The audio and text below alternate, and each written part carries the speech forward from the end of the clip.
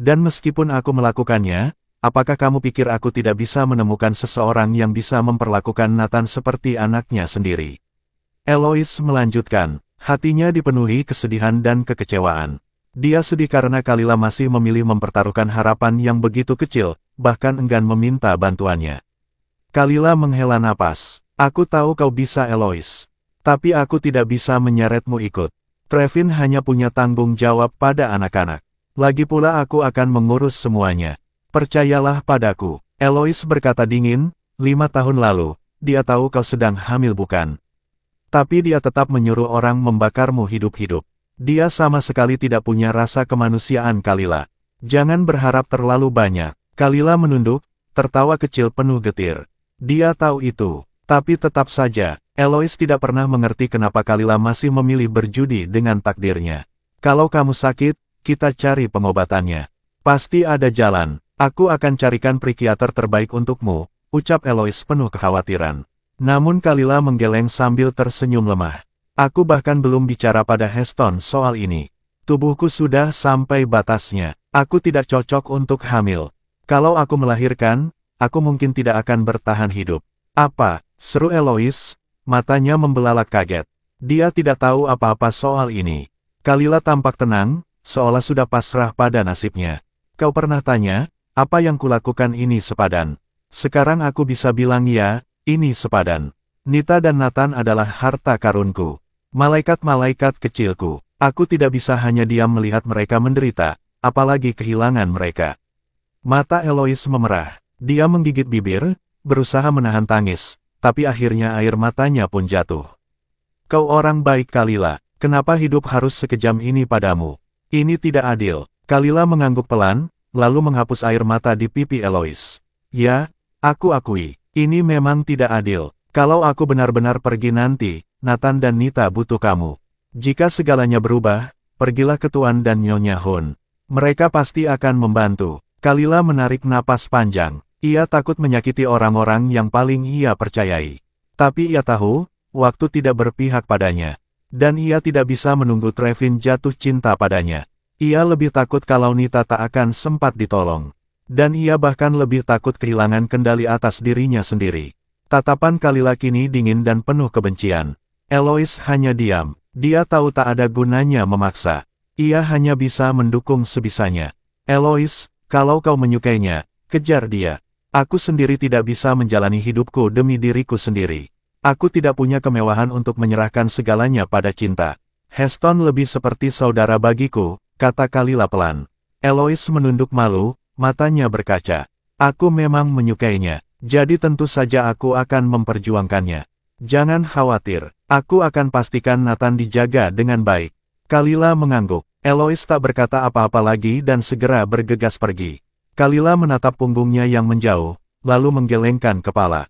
Dalam hati ia berharap Heston dan Eloise bisa bersama pada akhirnya. Tapi Eloise ragu karena dirinya. Sementara Heston masih menatapnya dengan pandangan yang tidak jelas.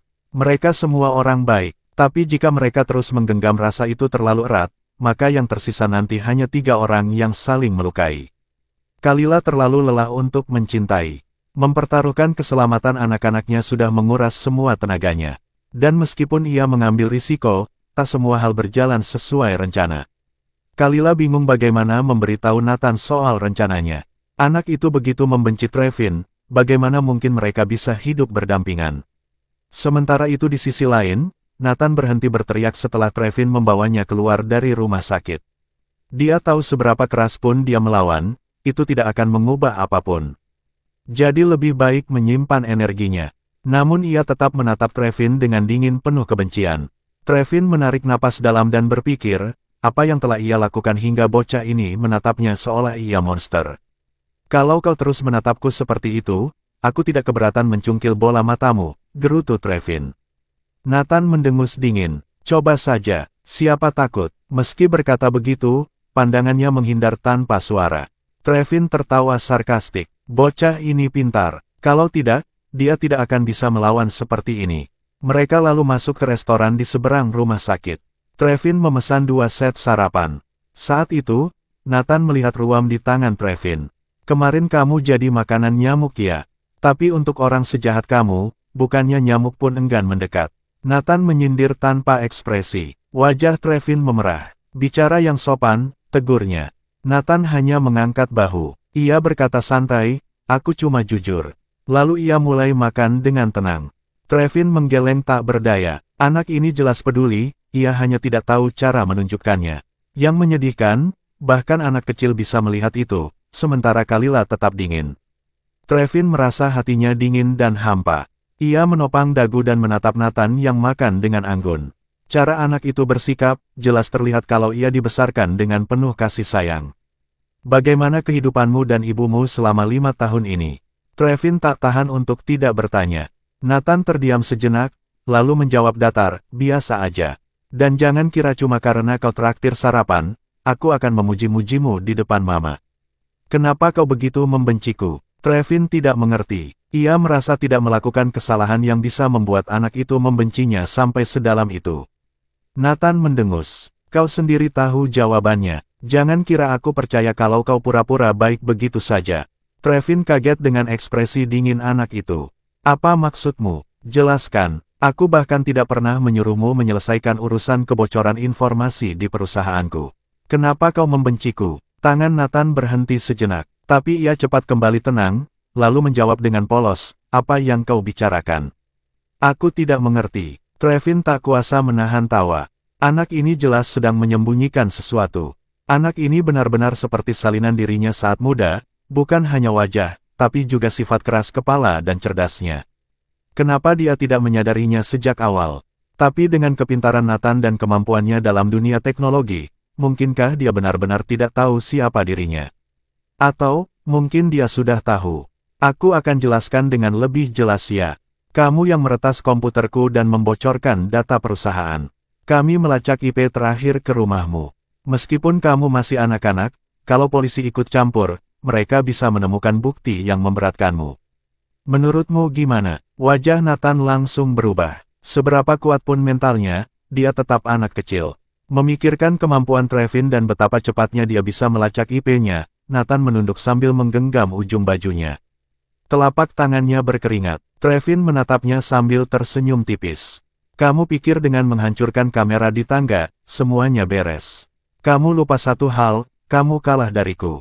Kalau kamu bisa merusaknya, tentu aku juga bisa memperbaikinya. Kamera itu mudah dipulihkan. Dan lagi, aku bisa cek isi komputermu kapan saja. Nathan semakin gugup. Keringat mulai menetes di dahinya. Bukan karena takut ketahuan, tapi kalau ibunya tahu, itu akan menyakitinya. Trevin mungkin pria tua di dunia bisnis, tapi dia licik dan tahu cara menekan orang agar menyerah. Nathan yang biasanya berani, kali ini tak bisa menatapnya. Jelas dia gentar. Trevin menghela napas lalu mengulurkan tangan mengelus rambut Nathan. Gimana kalau kita sepakat? Aku nggak akan bahas masalah ini lagi, tapi bisakah kamu coba kenal aku? Anggap aku teman dulu. Nathan tertegun. Ia menatap Trevin bingung, melihat senyum lembut di wajah pria itu. Seolah dia benar-benar tidak berniat melanjutkan urusan ini. Apa benar, pria ini bisa sebaik itu? Jangan harap aku bakal berterima kasih, Nathan akhirnya bersuara. Aku akan bertanggung jawab atas apa yang kulakukan, tapi aku tidak akan pernah biarkan kau dekat-dekat dengan ibuku. Trevin mengusap alisnya pasrah. Dia sudah berbicara panjang lebar, tapi si bocah keras kepala ini tak tergerak sedikit pun. Jadi kau mengancamku ya? Tanyanya setengah bercanda. Nathan berdiri, mengeluarkan uang 100.000 dari sakunya, dan menamparkannya ke meja. Aku yang traktir makanannya, jadi kau nggak perlu bayar. Lalu dia berbalik dan pergi. Trevin hanya bisa tertawa getir. Uang segitu bahkan tak cukup bayar bubur di depannya. Tapi tetap saja, ini pertama kalinya dia diperlakukan begini oleh seorang anak. Rasa hangat aneh mengalir dalam dirinya. Bagaimana anaknya bisa tumbuh seperti ini? Tiba-tiba ia merasa benar-benar menghargai perjuangan Kalila membesarkan Nathan sendirian selama 5 tahun ini. Sementara itu, anak buah Eloise diam-diam mengawasi gerak-gerik Trevin. Mereka diperintahkan untuk menjaga Nathan dari kemungkinan niat jahat pria itu. Melihat interaksi mereka yang tampak akrab, salah satu dari mereka menelepon Eloise untuk melapor. Eloise mengangkat alis, sedikit terkejut dengan kabar itu. Tapi dia hanya mengangguk pelan dan menutup telepon tanpa berkata banyak.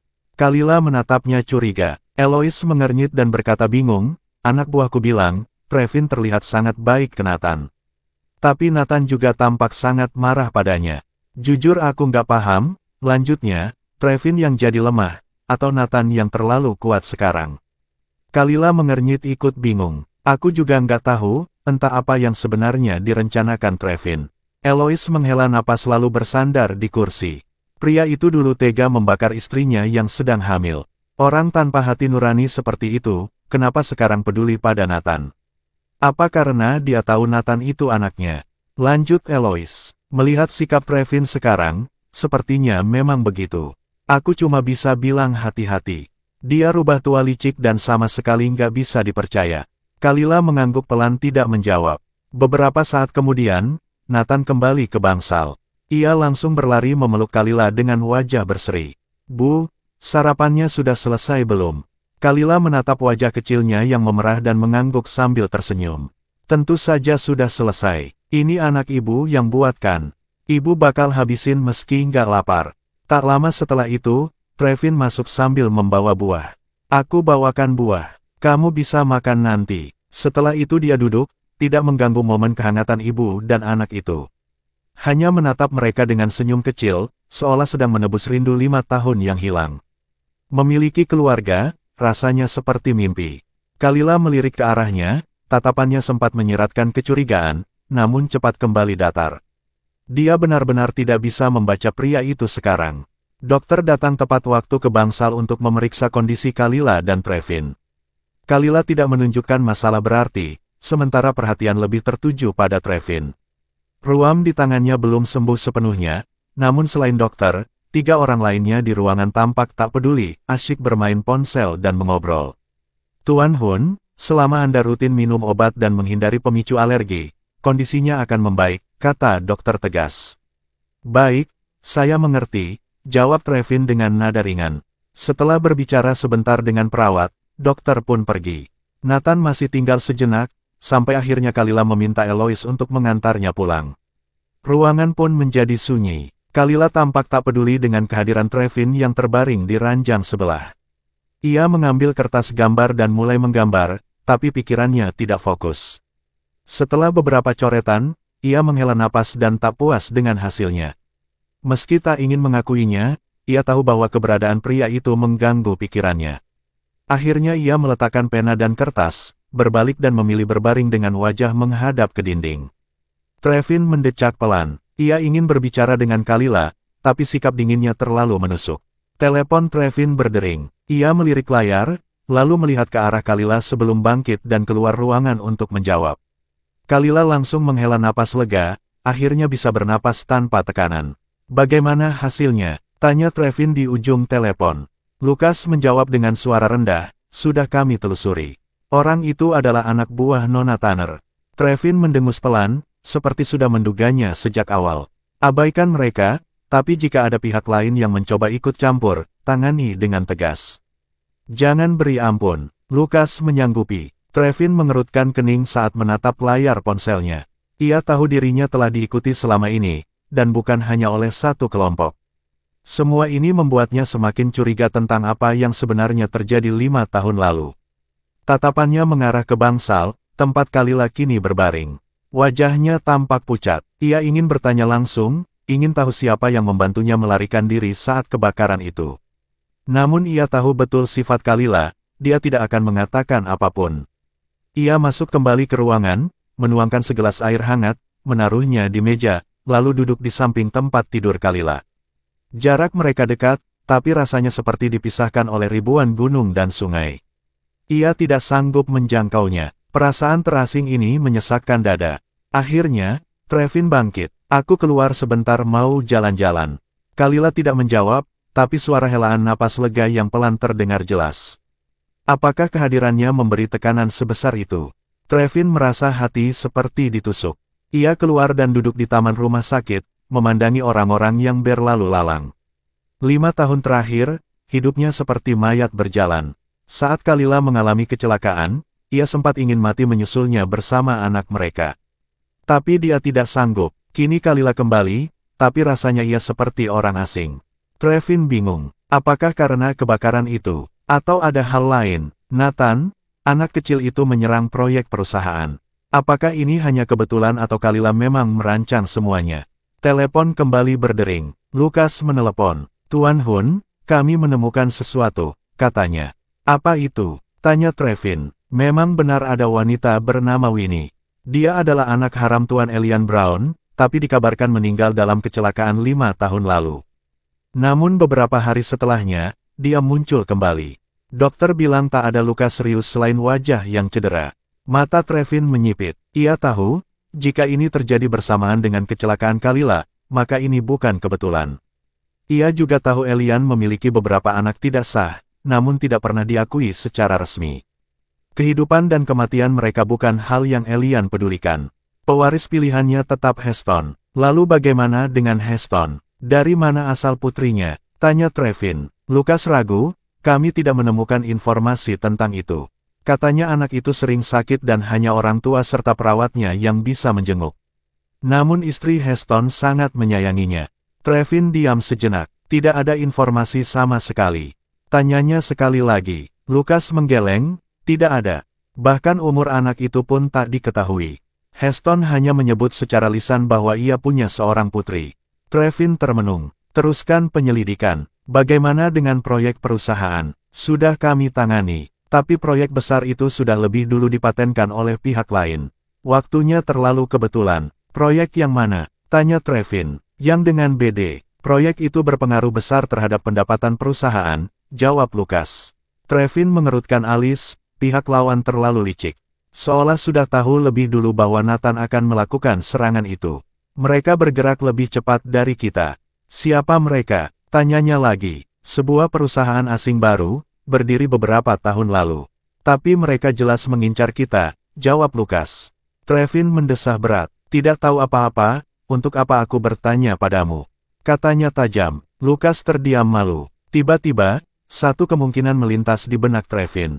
Selidiki hubungan antara perusahaan itu dengan istriku selama beberapa tahun terakhir. Lukas terdiam, ia terkejut.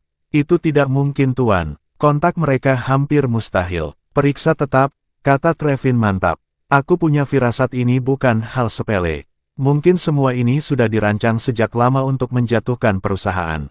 Lukas tidak berani membantah lagi, dan menyetujui perintahnya. Setelah menutup telepon, Lukas masih tampak bingung. Sulit membayangkan bahwa Nona Winnie bisa saja menjadi bagian dari rencana besar bosnya.